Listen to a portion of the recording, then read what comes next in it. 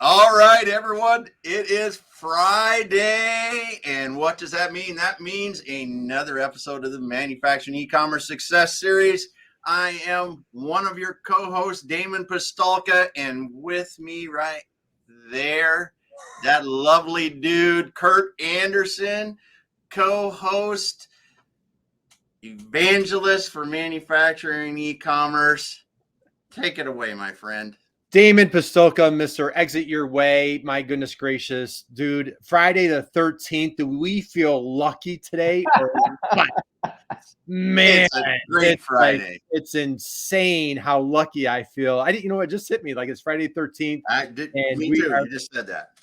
we are blessed. We are just so fortunate today. Guys, happy Friday. If you're with us, drop us a note. Let us know you're here. Let us know where you're coming from.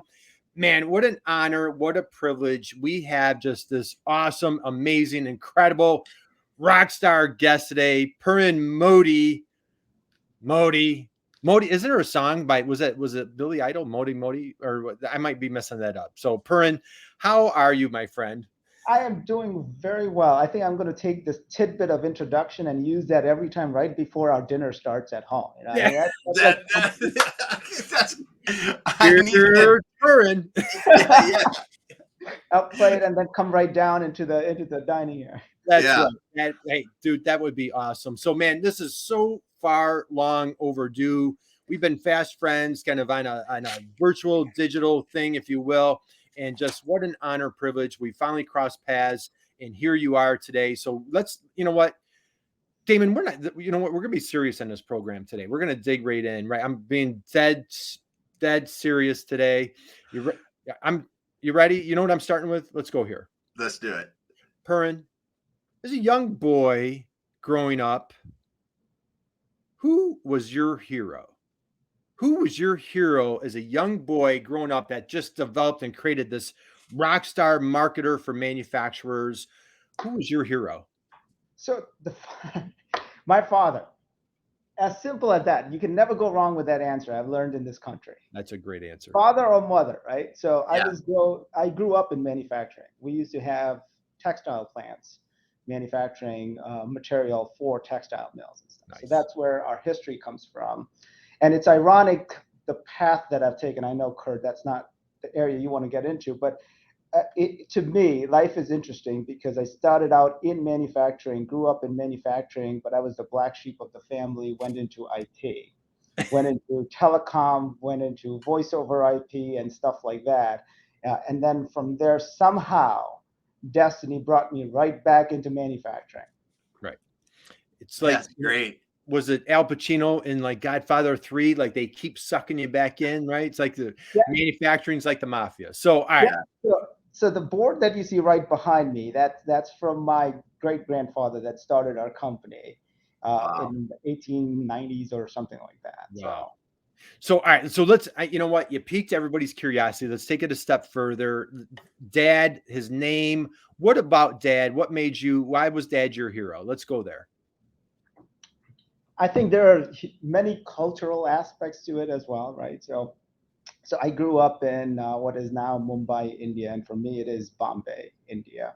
Mhm. And my grandfather was a traveling salesperson who used to work at an assembly line. And from there, he started a business, and then typically a son would join the business. And there was a time when he was supporting the family, and he found a way to grow the business organically, which is always challenging. I have newfound respect now of what it takes to organically grow a business than to say that, oh, we could afford car one, now we can afford two cars, right? So clearly we're doing something right there. But it's the work that goes into it and having that front row seat and the fact that I keep going back to it because every phase now has a different meaning to it because I can relate to it a lot different now than I used to then. Yeah, I absolutely love it. So, all right. So, Dad's your hero. Great answer. Like you said, it's always a safe answer, but you know, it's an honest answer. So we shout out to Dad, you know. And so what we're hearing, entrepreneurship, manufacturing runs in your blood and your DNA. Yeah, You just can't even help yourself. Now, if I'm not mistaken, I believe, are you a Wildcat? Did you go to Northwestern by any chance? I did. I So did. you Yeah. have an Yo, MBA. So Damon, I love, you know, I love being the dumbest guy on the Zoom or in the room or whatever we are. So we've got a Northwestern grad here with your MBA. Now it looks like e-commerce. Were you doing e-commerce in your MBA? Do I have that correct? yes, that is freakishly correct. Yes. That is that. So hey, we did a little stalking. So that's what we do here on our program on What's up with manufacturing this e-commerce internet? success. I didn't know there was all kinds of stuff on the internet. So hey, that Oh, internet no. thing. You know what? The internet thing might stick around, Damon. I don't know. I know that It people might. think it's bad. The internet thing might stick around. So, Yeah. guys, again, if you're out there, drop us a note. You absolutely want to do yourself a favor. Connect with Parin. He is just an absolute rock star. Puts out great content on a regular basis. So, Parin, talk about. So you go off and get your MBA. And man, dude, like this is early 2000s e-commerce. Just take us through Yeah. your when you're the black sheep of the family going into IT. Just kind of walk us through that. We want to hear how you got up to speed on this manufacturing marketing guru that you are. I love the fact you keep saying manufacturing marketing guru, right? Because the only proverb that resonates in my mind is that the more I read, the more I realize how little I know. But I like it. I'm not going to complain. So please We'll keep keep it going. moving. I'm going to play this clip tonight at dinner for sure. Absolutely. Yeah. Good. Share it with mom and See, dad. I'm not as crazy as you think. That's what Right. it'll be at my That's house. right. No, That's the right. first question they'll ask is how much did you have to pay for this? Yeah. Yeah. No, but I come cheap.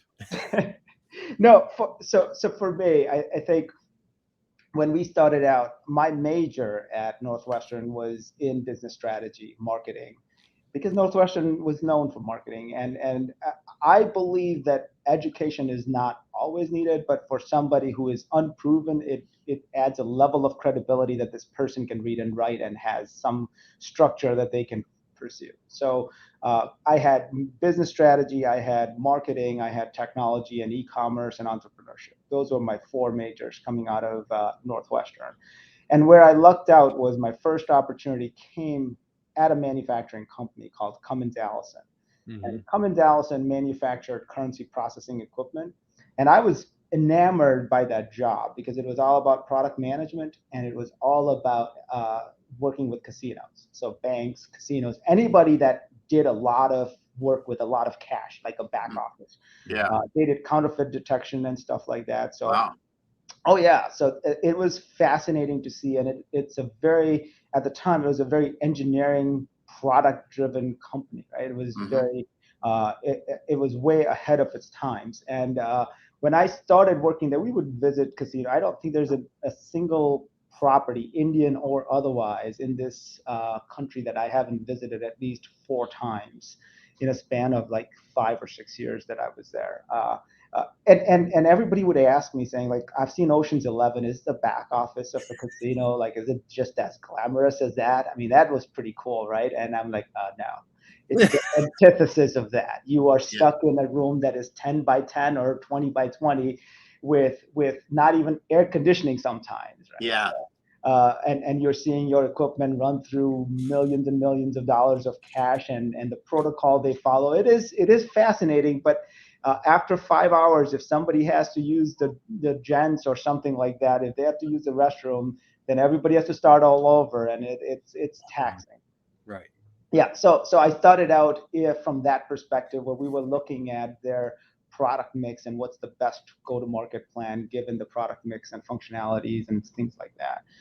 And that was my first forte into product marketing. And from there, I went to a company called Reed Business Information.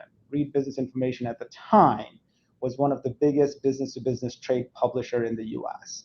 And in the U.S., their bread and butter was print ads. There was this small division within that large umbrella. And for those that don't know, typically they know the Variety magazine out of Hollywood. Most people can relate to that. That was one of their properties. So, but they had different properties within manufacturing, like manufacturing business technology, control engineering, plant engineering. and then in construction and so on and so forth. So our goal within that large umbrella, we were probably the mini pimple in that organization, to help them monetize the electronic assets that they had with regards to email marketing and so on and so forth. So my role there was primarily to help them develop a plan to monetize the advertising dollars on the digital side of things. So that was my true entry into pure marketing, so to speak. And then, of course, from there, it was working with companies all the way from Siemens to Allied to all kinds of resellers, distributors, manufacturers, and and in 2000, I think in 2010, they started divesting properties. So we were fortunate enough that we had a good relationship with the mothership out of UK.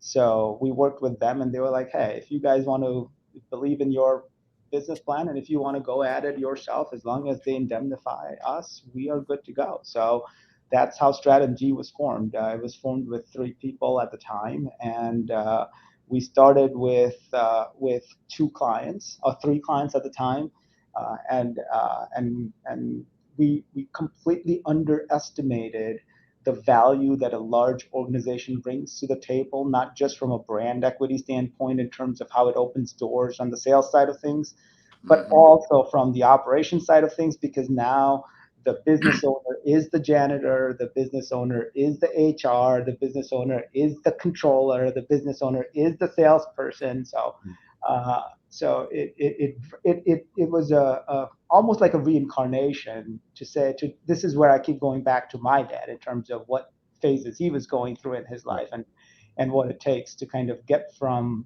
there to where we are today 10 years later. Right. So maybe that was a deep an answer for you. So great answer, dude. So 2013, you take the leap, right? Was it 2000? Was there an epiphany? Was there a moment? But like, you worked at, Cummins Allison, worked at some great companies. I thought like 3Com or something like that. Yeah. I saw on your list. Yeah. So you've had a great, you've got your MBA from Northwestern. So you're building out this great career. What was that leap of faith like? Was it excitement, nervous, scary? So to me, actually, I've always been taking a leap of faith, because when I was at a 3Com, I was in the pure R&D area. We were looking at deploying. We were one of the first or the second largest voice over IP deployment in the world.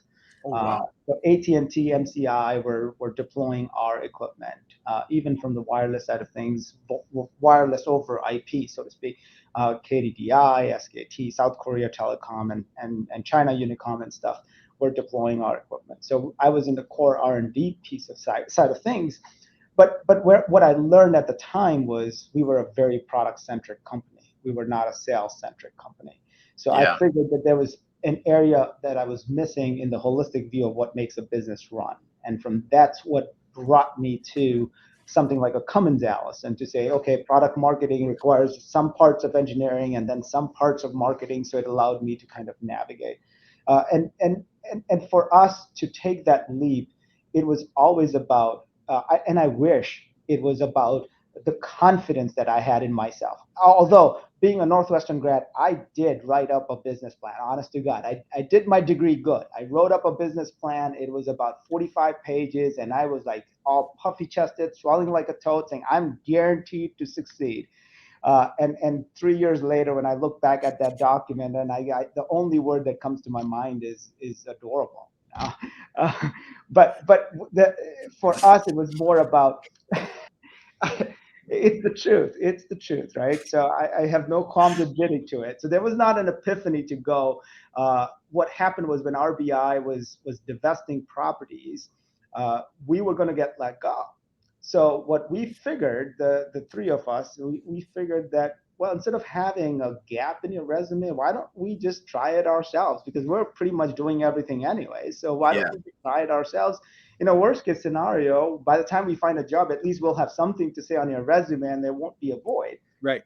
So we were thinking that maybe 6 months we have a paycheck coming in while we look for a job individually. And that one customer went to 2, and the 2 went to 3, and the 3 went to 5. And we were like, maybe there's something here, And then initially we were spending 90% of our time on the job searches and not the customers. And then in 2 or 3 months, we started spending more time on the customer side and not on job searches. Yeah. And that's basically how we started. But again, a year in, when things got real, we realized that there's a lot more that we needed to do, and that's when it actually sunk in that we're a business and not just 3 consultants working together. Yeah. Isn't that crazy? Wow. So Peter Drucker calls it the accidental entrepreneur, right? That's Is that would you call yourself? Is that just so? Was it a? I call myself an accidental mortal coil. Everything is an accident. Some just more planned than others. So I love that. Man, okay. So with entrepreneurship, again, as we started off earlier, you know, in your blood, in your veins, and what have you, was there a time like in that transition period where you're like, gosh, I guess that entrepreneurial hat is staying on, like that, like this is it, man. Like I'm burning the ships. I'm not going back to work for somebody else. Like, what is that? Is that kind of what it was like, or what? Yes, I think when you're in your control of your own destiny, I think you have a different level of commitment to it, as you guys would know as well. And I think, yes, I do believe that there's some truth to when you say that it's in your blood, right? It's a bit innate. If you are risk averse, this is probably not your thing, right? So I knew that if I was investing in the stock market, that I had at least a ticket to the game, that I was at least eligible to give it a shot and see what happens. Right. Okay. So, Damon, I noticed Whitney. Hey, Whitney, happy Friday out there. She dropped a note. Looks like we're having some challenges on LinkedIn, possibly. Yeah. So if you're missing us, jump over to YouTube, Facebook, my LinkedIn, or my YouTube, my Twitch, my Twitter. Yeah, got it in a few places. Oh, Damon Pasulka, he's on Twitter, and I just dropped Parin's website into the chat box. So if you guys get a chance, again, please connect with Parin here on LinkedIn. Check out his website. So Parin, what I'm dying to do is, dude, I have just immense respect, admiration for what you do. We're going to dig into like your relationship with MEPs in a minute here, but talk about like from 2013, you know, like it's still kind of like early social media-ish days, if you will. And so talk about like your process, the evolution as a marketer. And you know what? And before I get there, I'm sorry, let me back up. I have another question. Why manufacturers? Yeah. Right. I you know, like, I know, like, hey, you know, my grandfather, I know it's in your blood, whatever, but I mean, there's, you know, you had tech, you know, tech in your background, you're in Chicago, you had a lot of different industries that you could have been targeting. Why did you bring your superpowers, your guru-ness? Damon, is that a word? I just made it up. We just wrote that one up. Why did you bring your guru-ness to manufacturing? So there are multiple reasons there. The number one, the most obvious reason, and actually there are two number one obvious reasons. I think we're a very mission-driven group.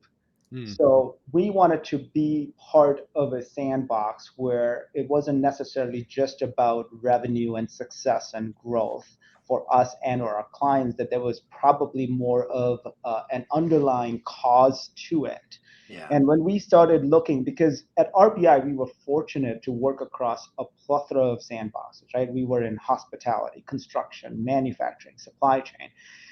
So we had a good cross section of in the B2B world of what are the different dynamics. So one thing that we always needed was, so one statistic, and I may be slightly off, but I think in 1997 compared to today, there are 25 or 27% less plants today than there were in 97 or 2000. Okay. Yeah. So and of course over the last few decades, we've lost a lot of manufacturing capabilities. So that was number one, is if we can do something, because we're not engineers, we're not manufacturers or whatever. So if we can find a way to bring back manufacturing to the US, that's a great cause to be. But again, it's reshoring. It's just too big an umbrella. So we had to then find our Battle of Normandy Beach, so to speak, right? Nice. So we're like, if we can create and save jobs, right? That's one thing we can do given what we know. So if we can create and save jobs, then that increases sales, which then increases a demand. It further increases investments in manufacturing and so on and so forth. So that was our beachhead, and that's been our mission since day one. And that's why we came in manufacturing.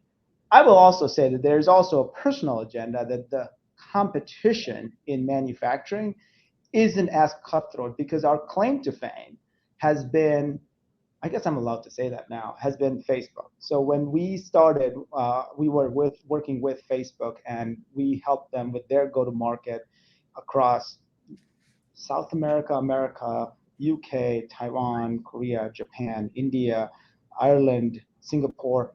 And at that point, we realized that maybe we do have something, right? Something works. So we found a way to, it took us a little bit, and this is probably where it's a transition into the MEP conversation you want to have, is because majority of our experience was on the enterprise side of things.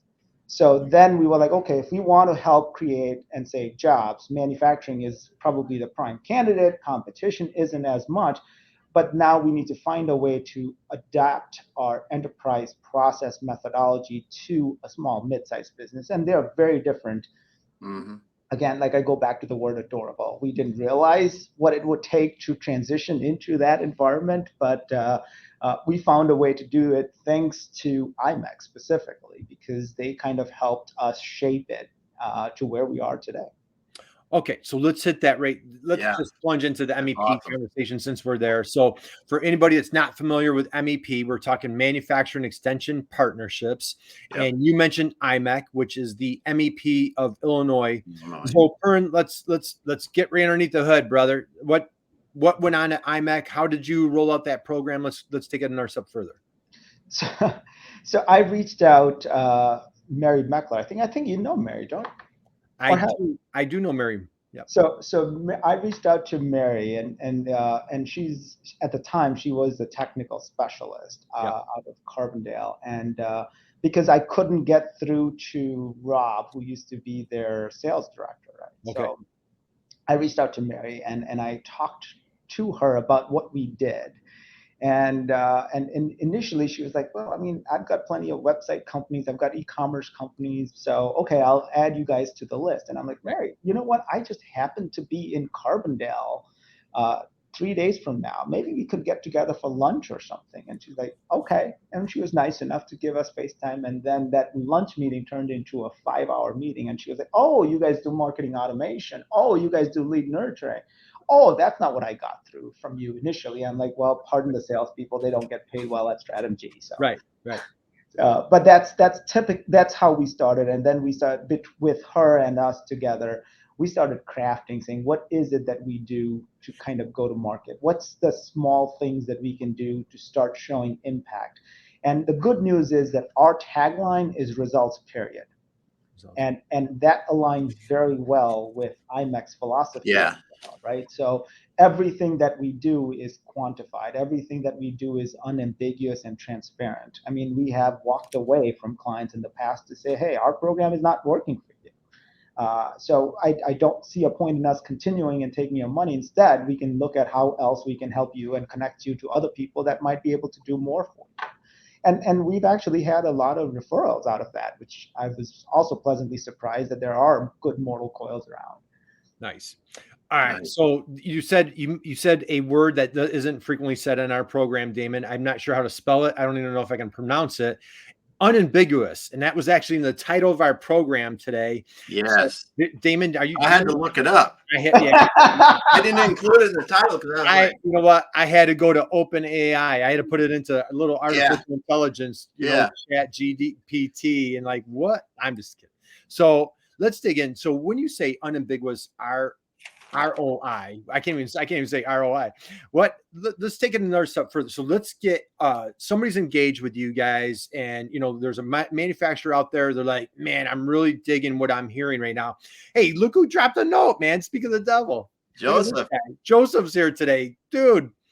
I'm part of the MVP Center. I have great work with Curtis team. Oh, this is awesome. Joseph, happy Friday. Happy New Year to you, my friend. So, Joe, I tell you, what a great advocate for the MEP Center nationwide right there is Joseph Gassar. Joseph, thank you. We salute you, brother. Doing great work for our country. Ingor's here. Hey, Damon, I got a call coming up with Ingor, I think on Monday. Diane is in the house. She's with the tax centers. So let's go there, right? So uncover, let's just keep it rolling, dude. Just keep the party rolling. Oh, so see, so now you realize I'm a talker, right? Like, Hey, and we love every minute of it. So, all right, back to unambiguous ROI. Where did you come up with that phrase, that term? Like, when did you start working with clients where you're like, man, like we have a process that really drives strong, healthy ROI for our manufacturers? And there's a manufacturer on the call right now. They're like, dude, like my ears are perked up. Let's go there. I think it's in our DNA, right? So part of us are, part of me is an engineer. And as a result, I think linearly as well, right? And that's why I think it's easier for me to connect with manufacturing business owners, because I can relate to what they do and the challenges they face and so on and so forth. Because initially when I used to talk to them, their opinion of marketing is media kits and trade shows and so on and so forth. Yeah. And then when I was talking to them about sales driven marketing and they do like an about turn, it's like, say what? Like, I mean, that doesn't even make sense, right? Or the old adage, I still remember my first manager said that, you know what, I know I'm spending $1, 50 cents are working and 50 cents are not. I just don't know which one is which. Yeah, that's a famous. That's from a famous retailer from the 19th century. That's a great line. Yeah. Right. Oh, right. awesome. But so we said that we need to change that.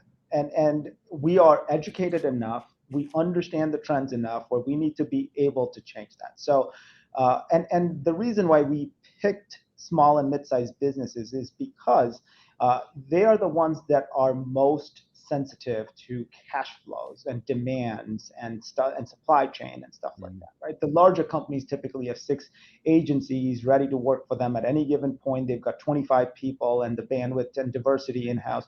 So this is where we said, why don't we start working towards a methodology that works for a small, mid-sized business by leveraging off-the-shelf technology platforms. We're not a technology house. In fact, if we recommend a technology platform, we make it clear upfront that we don't have a horse in this race. This is not our business model. If we are recommending a platform, it's because that's what works best for you guys, right? So we started looking at technology and understanding what are the ways to start tracking behavior in terms of engagement and then appointments, right? So the easiest way to describe to a business owner that what I would say is, if you give me $1,000 and I give you 100 leads, and if those 100 leads turn into a quote pipeline of $10,000, and of those $10,000, if you close 5,000 right now, your ROI is already a certain number. And then we're not even talking about lifetime value of the deals you've closed. We're not even talking about the additional people that you can close down the road. But right up front, right here, right now, if I can map that for you, wouldn't marketing be a no-brainer for you, right? And that's what we did, is we use technology as a crutch to get a seat at that executive table, because marketing is typically at the cusp of trends. Marketing is at the cusp of competitive landscape, positioning, value proposition. And if we can bring in technology and bring that transparency, we should be able to influence conversion rates, sales cycle times, make the life of a salesperson easier, right? So yeah, the easiest analogy I use, and I may be dating myself, is I say, in a baseball analogy, marketing is your starting pitcher going into 6th or the 7th or the 8th inning. Yeah. And now if you can bring your salesperson in at the 7th or the 8th inning to close, that's where the money is, right? That's the holy grail. That's what we can do for you. And now imagine how many salespeople would you need to do that, versus we press one button and it goes to 75,000 people with 75 different communications, right? So the scalability and the cost structure just blow it out of the water when somebody says, I'm going to have 20 people just cold calling.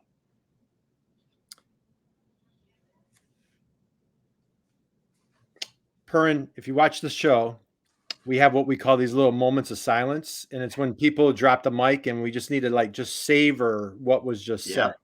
So, dude, when I just thought it wasn't humanly possible to love you a little more, you threw a baseball analogy to like 2 baseball fanatics, like we're ready to fall over. So this, like, but I'm a Cubs fan, right? I might have to go back. I could use some empathy. I might have to go back. Oh, dude, you got 2016 in your pocket. So Oh, so you're saying I have 100 more years to go now? You have 100. Well, no, not quite. Like 90, what, 93? Only 93 years ago. So, Yeah. all right, let's recap that, what you just No, said. it was awesome. I was writing it down. I was like, oh If my you, goodness. so Oh, John don't ask Baclino's me in to the house. repeat it. John's I like am so not good. Hey, I don't listen to myself talk all the time, so I'm not good at repeating. John. All right. So, all right, I'm going to recap. We can't let that one slip past, right? So your marketing is your starting pitcher that takes you into the 6th, 7th, or 8th inning. Your sales rep is the closer who comes in and that, like, oh my God, think of like Mariano when they would play like Sandman, right? Yeah. Or if anybody's old enough to remember that, right? So, Yeah. all right, so you bring in the closer. Dude, that was so powerful. All right, let's keep this rolling. You're an SEO guru.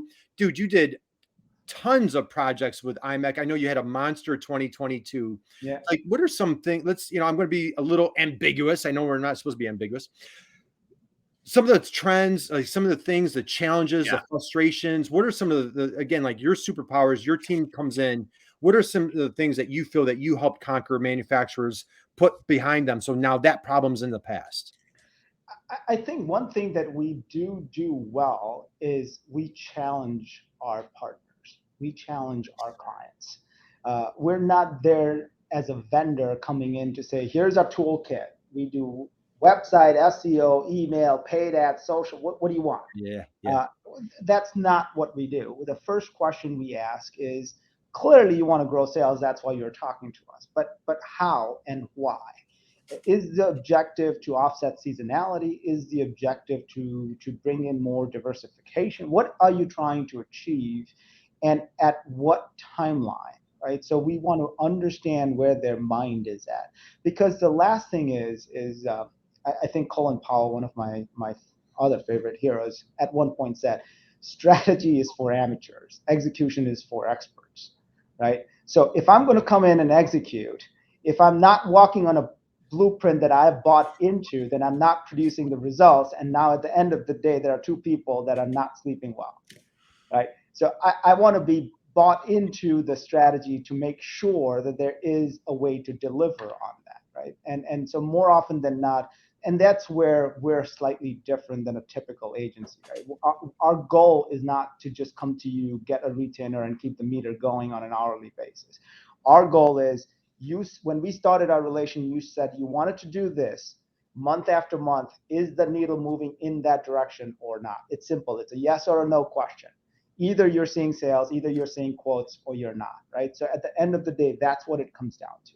So the first thing that we do is understand what is the overall strategic business objective. And then the next thing we look at is, what are the in-house capabilities?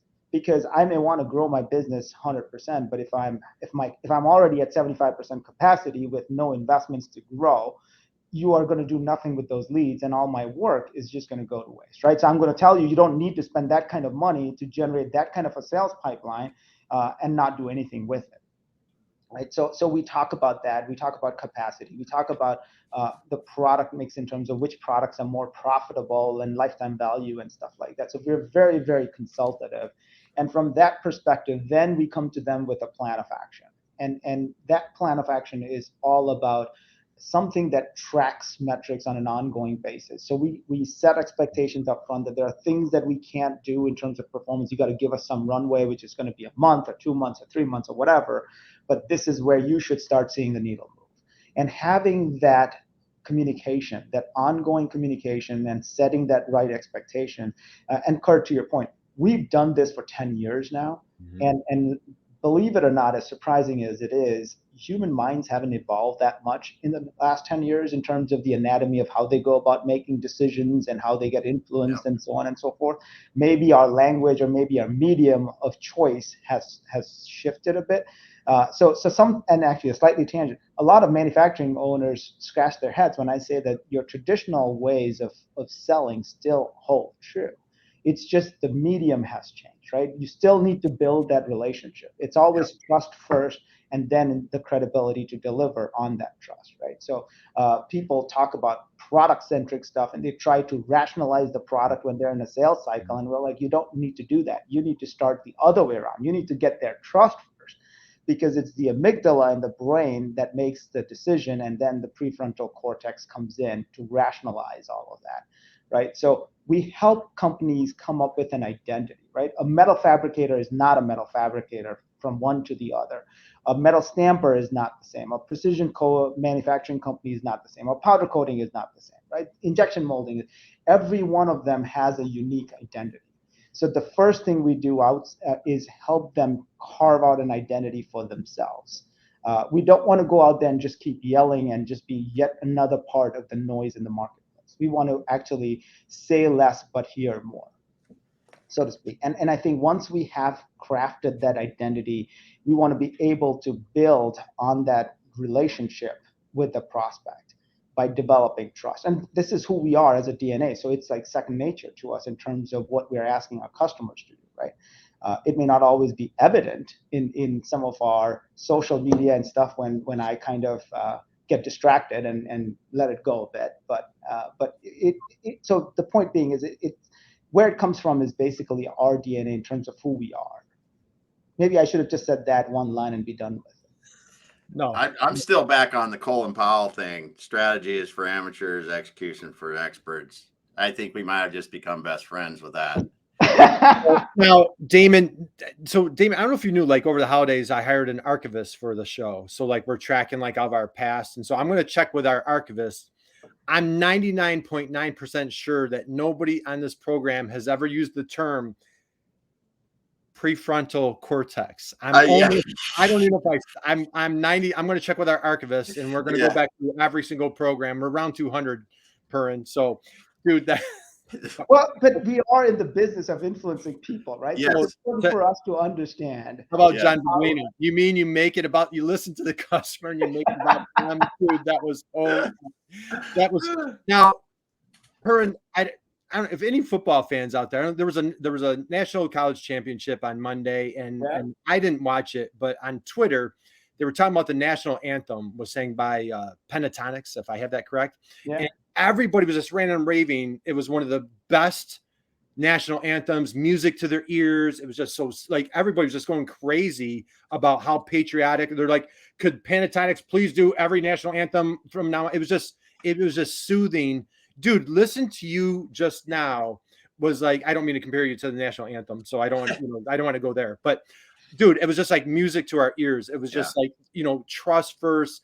Go take it. And I know I want to be mindful of everybody's time, but you're talking about product centric, versus building that trust. John Baglino, that's your jam right there, dude. Hunting relationships, giving trust first. Talk a little bit about, like, let's take it one step further, please, about like how you help folks kind of get out of that product centric mindset into the relationship building and the trust first. Yeah, absolutely. So the questions we ask are not the standard kinds of questions these business owners are used to, right? Because we don't necessarily, what we do get into is, what is your differentiator? And they'll say, oh, we've got a shop size that is 700,000 square feet. Our equipment is less than 5 years old, and our throughput is this and that. And I'm like, that's great. I understand you're passionate about it. It's perfect for you to be passionate about it. Mm-hmm. But guess what? That's just a ticket to the game. That's not your differentiator. Your differentiator is, help me understand how seamless do you integrate into the client process. If they're blueprinting something, how are you consulting? You tell me you've got 700,000 years of engineering experience and prowess and this and that. All great. But how is your client leveraging that? How easy is it for them to leverage that? How seamless is that integration in terms of what their challenges are and how you help them? How easy are you to work with in terms of project and status updates and delivery times and stuff like that, right? How accessible is your team? If you claim you've got these 700,000 hours of engineering prowess, are they easily accessible to the experts on the other side? Do they work hand in hand? Because that's where the rubber meets the road, pardon the pun. But that's where differentiator happens. That's where you are a trusted partner. How transparent are you to your customer about your supply chain? If you are not quite all set on supply chain, do you communicate that to your customer? Because it's very tempting to not do those things. And this is where they kind of shrivel back to say, but we've delivered 700 billion pieces in the last 75 years. We've been around for 175 years. And I'm like, yeah, but your competitor has been around for 250. I could put a board up and I could say I've been around for 1,000 years, right? Yeah. That doesn't really matter. It's about what makes that board legitimate. It's the identity. It's your DNA. Actions speak louder than words, right? Well, Parin, just all right. More for the dinner table tonight. Are you ready? Are you sitting down for this? Are you ready? Damon, you ready for this one? Okay, so a couple things that people say about Parin. You ready? I was immediately impressed with his high level of honesty and integrity. His focus was completely on understanding my needs, my challenges, and finding the best solution. Another person says he's also an engaging speaker, capturing the audience in an interactive setting while making a potentially overwhelming topic seem feasible to businesses of all sizes. I could go on. And so everybody just got a wonderful taste. If I said that earlier, they'd been like, yeah, whatever. Now you guys know you're getting a great taste. Everybody here just got like a little bit of a Northwestern MBA. This is like a master. This is an MBA, Northwestern MBA master class right now. Hey, Damon, we got to give you a few shout outs here. We've got Gail is here. John Baclino is saying, the wee syndrome. We've got Diane saying ticket to the game. Gary, my buddy in Rochester, making it easy to do business with me. And then, hey, Joseph's back at it. I love when consultants have the heart of a teacher versus I know what you need. Yeah. More than, dude, this is what. And that's cool. I mean, listening to you speak today, Parin, and it really, what Joseph says resonates with me too, because when people want to teach, it's the opportunity to really help rather than tell what, you don't know what they need. And then anybody that thinks they do, I don't like that consulting approach. You see that, but when you're a teacher, you really are attempting to understand where the student or the client is at, so then you can help them appropriately. And that, I think that's just such an awesome part of getting to meet you today and hearing you speak. Oh, absolutely. Right. And I think this is what every one of us has gone through, right? Like when I came out of starting a business plan, I was like, literally, and like, I'm starting a business. I mean, I'm in like the top 1% of the working population in this country. Only 1% of our workforce is entrepreneurs. So I'm elite, right? But then when you start talking to all these business owners, I mean, we've worked with more than 350 manufacturing businesses now. So we've met so many different kinds of entrepreneurs, some really, really bright, some really, really successful despite themselves. I mean, we've seen a lot, right? But then you realize that it's almost like the more you read, the more you realize how little you know. Yeah. So now, I mean, over time, maybe it's a function of age or something, but and maybe I just dated myself. But over time, you realize that you are there to learn. And actually, that's the approach we take, right? All these questions I'm asking is just for me to absorb. I'm more than happy to share my experiences, and I can tell you what has worked and what hasn't in my view, but that doesn't necessarily mean you gauge it the same way. Yeah.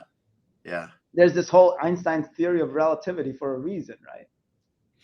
So, and speaking of age, Damon, just for the record, so he threw out an age. We're not going to go there. He threw out an age. And Parin, what did I make you do? Oh yeah, I had to show him my driver's license for some reason. He told me how old he was. I'm like, dude, I'm like, nothing personal. I don't mean to I don't believe you. And like, he pulled out his driver's license to prove it to me.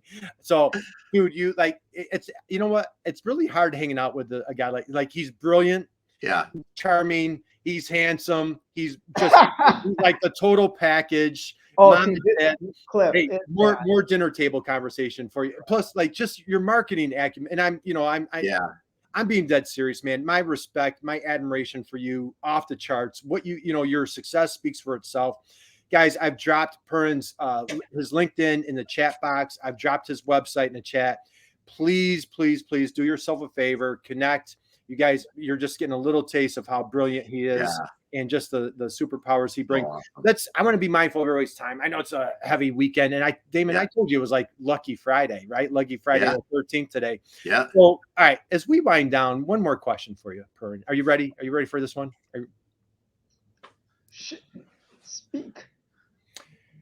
All right, we talked about mom and dad being your hero growing up. God bless mom and dad for producing just this powerhouse of inspiration. Speaking of the word inspiration, coming into 2023, dude, your goals, aspirations, you're an extremely ambitious guy. Great. You're just helping manufacturers all over the country. Who or what is your inspiration for 2023? Who or what is your inspiration? I think what is probably the easiest, I think, because we are at a cusp, almost at an inflection point where we can make some significant difference because there's, I guess I was blessed to be born overseas because now I have contacts overseas as well. Yeah. And there are ways where we can work with organizations overseas to help with reshoring and things like that. In addition to that, Kurt, you mentioned we're working with at least about 6 or 7 different MEPs and the amount of companies they represent. So we're literally at an inflection point right now where we think that we can make a lot of difference. And I think what we're most excited about is, and I say this to every MEP person I talk to, is we are very strong believers in our social responsibility. So we try to do at least 1 or 2 projects every quarter with a different company. So if you guys know of any, so if there's one plug, if I may, Kurt. Yeah, please. If you guys know of any company that is deserving of help, short on cash, needs help, we may not have the cash to give them, but we certainly may have the ability to help them generate sales or something, short-term wins, whatever. We will do whatever we can. We certainly have confidence in doing that. So if there's anything we can do for anybody you know, please connect us. Dude, that is inspiring, man. That's just that's inspiration right there. Man. So okay, Damon, I told he's it's hard to be friends with him. Like he's just he's such a great human being. I'm kidding. I am just, dude, your positivity is just your enthusiasm is just contagious. It just spreads. You're an inspiration, and we just appreciate you so much. So, guys, we're gonna wind down, and so I want to give a big thank you, shout out to everybody who was here today. I know it sounded like we had a little LinkedIn challenge, but for those of you guys that popped in, Joseph, Gary, John, Gail, Diane, Ingor, everybody out there, thank you. Make sure you connect with Parin.